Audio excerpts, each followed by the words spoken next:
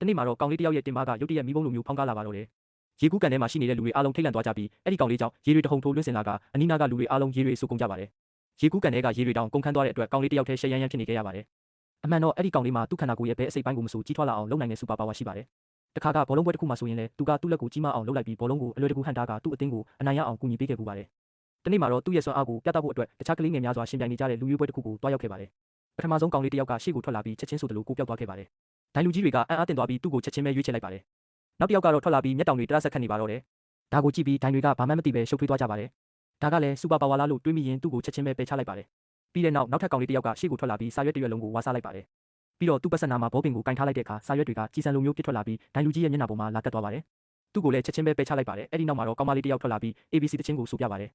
ဒါပေမဲ့ဒိုင်တွေကဒါဟာစူပါပါဝါမဟုတ်ဘူးလို့ပြောလိုက်ပါတယ်ကောင်မလေးကဒေါသထွက်သွားပြီးဒိုင်လူကြီးတွေရဲ့စပွဲကိုဘာမှမဟုတ်တယ်လို့မျိုးပေါ့ပေါ့ပါနဲ့လွှင့်ပစ်လိုက်ပါတယ်ဒါနဲ့ပဲသူမှလည်းအရွေးချယ်ခံလိုက်ရပါတယ်နောက်ထပ်ကောင်လေးတယောက်ထွက်လာပြီးသူ့နှာခေါင်းကိုညှစ်ထုတ်ပါတော့တယ်သူ့နှာခေါင်းကတဖြည်းဖြည်းပူပူကြီးလာပြီးနောက်ဆုံးမှာဒိုင်လူကြီးရဲ့မျက်နှာပေါ်ကိုပောက်ကွဲကျသွားပါတယ်နောက်ဆုံးမှာတော့အဲ့ဒီကောင်လေးရဲ့အလှည့်ရောက်လာပါတယ်